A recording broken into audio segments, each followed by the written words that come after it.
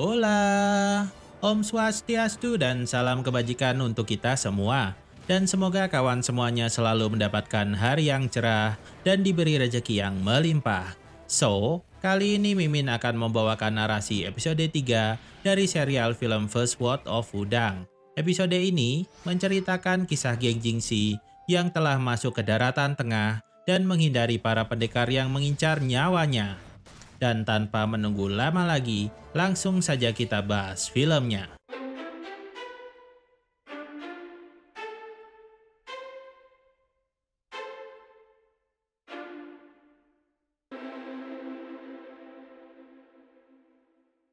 Dan di awal film, diperlihatkan Jingxi yang membawa He Yuyan menyusuri gunung untuk menghindari para pendekar yang menyangka Jingxi telah tunduk pada Nurhaci.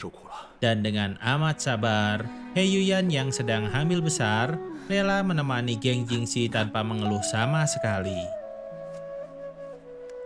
Kemudian, He Qiwu diperlihatkan sedang terluka parah.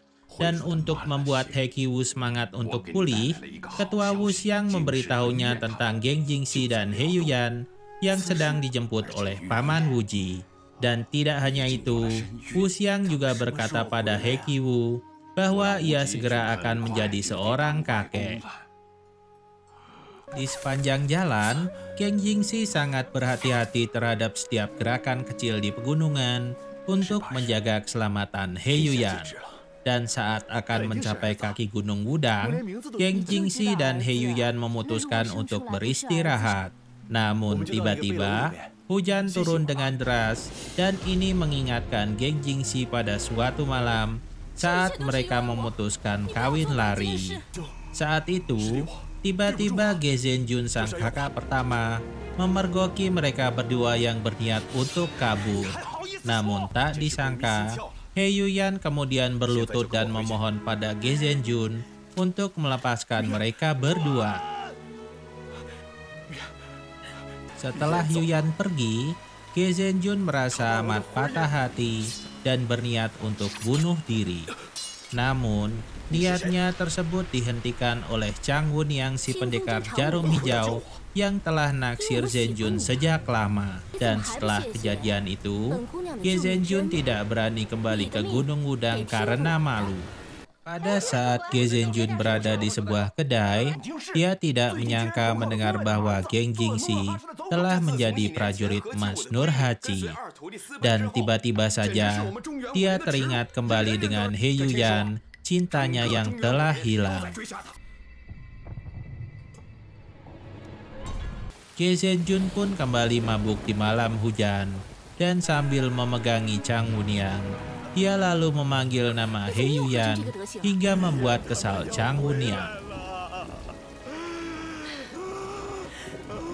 Di sisi lain, geng Jingxi rupanya khawatir bahwa He Qiwu masih menolak untuk memaafkannya dan Yuyan. Jadi, dia memutuskan untuk kembali duluan ke Wudang dan meminta maaf kepada He Qiwu. Dan tanpa diduga, si topeng hitam telah mengincar He Qiwu dan kemudian membunuh He Qiwu yang belum pulih. Dan geng Jingxi yang datang segera setelah si topeng hitam berhasil memaksa si topeng hitam untuk melarikan diri dari tempat kejadian. Dan geng Jingxi langsung mengejar si topeng hitam dan dengan tergesa-gesa dia tak sengaja menjatuhkan surat dari Goupu kepadanya yang kebetulan diambil oleh He Liang sang kepala pelayan. Kemudian He Liang mencari Ge Zhenjun yang ternyata sedang bermesraan dengan Chang Wuniang. He Liang lalu melapor pada Ge Zhenjun bahwa Jingxi telah membunuh He Qiwu. Ge Zhenjun yang terbakar amarah lalu segera turun gunung untuk menyelesaikan masalah dengan geng Jingxi. Di sana, Ge Zhenjun hanya menemukan He Yuyan dan dia pun memberitahu Yuyan bahwa Jingxi telah membunuh He Qiwu dan dia ingin membalas dendam pada geng Jingxi. Dan setelah itu, geng Jingxi rupanya telah kembali dan ia pun menyangkal pada Ge Zhenjun atas tuduhan itu. Dan pada saat itu, datanglah He Liang yang juga menuduh Jingxi sebagai pembunuh. Dan seketika, He Liang mencoba menyerang Jingxi, tapi tanpa sengaja, Jingxi yang refleks memukul He Liang hingga jatuh dan mati. Shen Jun yang gelap mata lalu menyerang geng Jingxi. Dan karena Jingxi tetap menyangkal, Ge Zhenjun harus mengeluarkan surat dari Gou Pu dan menggunakannya sebagai bukti kepada geng Jingxi. Nama yang tertulis di surat itu adalah Jenderal Wo Buto, yaitu nama samaran Gou Pu di klan Jurchen yang membuatnya semakin tertuduh bahwa dia memang kaki tangan Nurhaci. Ini membuat geng Jingxi tidak bisa menjelaskan apa-apa kepada He Yuyan. Dan kemudian, Ge Zhenjun kembali melancarkan serangan kepada Jingxi. Tiba-tiba, di tengah pertarungan itu, He Yuyan ternyata sudah saatnya melahirkan anaknya. Perhatian geng Jingxi pun pecah, dan ia bergegas untuk melihat anak itu. Kesempatan itu rupanya digunakan oleh Ge Zhenjun untuk menikam Jingxi sampai mati. Sebelum kematiannya, geng Jingxi menjelaskan bahwa dia tidak membunuh He Qiwu dan ada pengkhianat di Wudang. Setelah itu, He Yuyan lalu menyerahkan anak mereka yang bernama Geng Yujing kepada Ge Zhenjun. Kemudian, He Yuyan ikut bunuh diri menyusul geng Jingxi, yang tentu saja membuat Ge Zhenjun bertambah sakit hati. Setelah itu, Ge Zhenjun menyembunyikan identitas geng Yujing dan memberikan anak itu kepada keluarga Lan untuk merawatnya di Senongjia dan diberi nama Lan Yujing. Chang Gunyang yang melihat bahwa Ge Zhenjun menolak untuk membunuh anak geng Jingxi, kemudian mengatakan pada Ge Zhenjun bahwa He Liang sang kepala pelayan sebenarnya mati akibat jarum lebah hijaunya yang dimaksudkan untuk membantu Ge Zhenjun membunuh geng Jingxi.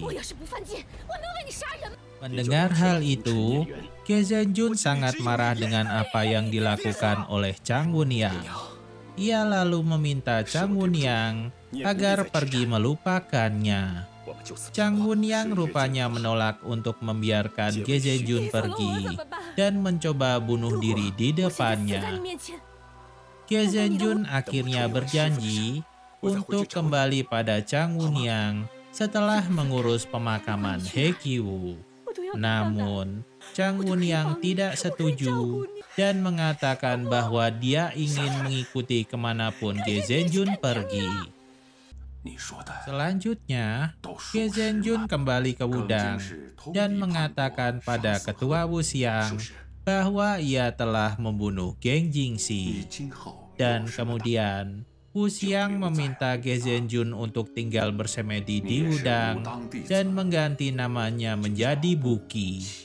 Setelah itu, Buqi memberikan surat milik Gou Pu kepada Wuxiang dan secara sembunyi-sembunyi memberitahu Wuxiang tentang mata-mata di Wudang karena sebelum mati Jingxi mengatakan bahwa Paman Wuji telah dilukai seseorang dengan tapak Wuji. Wuxiang lalu meminta Buqi untuk merahasiakan hal ini agar tak bocor pada orang luar. Wuxiang lalu berpesan padanya agar merawat anak geng Jingxi dengan baik. Setelah itu, Wuxiang pergi menemui adik laki-lakinya yang bernama Zheng Tigang untuk menjelaskan pembunuhan He Qiwu dan meminta Zheng Tigang untuk melindungi putra geng Jingxi. Dan Wuxiang berharap agar geng Yujing kelak menemukan kebenaran ketika dia dewasa dan membersihkan nama orang tuanya. Tahun-tahun berlalu, Nurhaci akhirnya berhasil menyatukan Liaodong dan menetapkan Hetuala sebagai ibu kotanya. Dan dia lalu memproklamirkan dirinya sendiri sebagai raja dan kerajaannya diberi nama Kerajaan Houjin. Hal ini pun semakin mengibarkan ambisinya untuk menaklukkan daratan tengah agar dapat tunduk padanya. Dan ketika geng Yujing mencapai usia berlatih seni bela diri, Wu Xiang meminta Buki untuk mengajar seni bela diri pada geng Yujing dan mengarahkan Lan Suiling untuk berguru pada Bu Hui, sang pendekar wanita. Jadi, Wu Xiang membawa mereka dari Senongjia ke Wudang untuk berlatih seni bela diri. Di sisi lain, Chang Wuniang tetap bersikeras mengajak Buki untuk tinggal bersamanya dan meninggalkan Wudang. Namun Buki tetap menolaknya. Buki berkata bahwa ia ingin tinggal di Wudang dan merawat geng Yujing hingga dewasa. Lalu, Chang Wuniang memperingatkan Buki bahwa dia adalah pembunuh orang tua Yujing yang kelak akan balas dendam kepadanya. Dan episode 3 pun dinyatakan berakhir. Nantikan lanjutan episode selanjutnya dari serial First Sword of Wudang hanya di channel TV Kici. Dan sebelum Mimin pamit, jangan lupa buat like, komen, dan subscribe karena semuanya itu gratis. Akhir kata dari Mimin, Om Swastiastu dan salam kebajikan.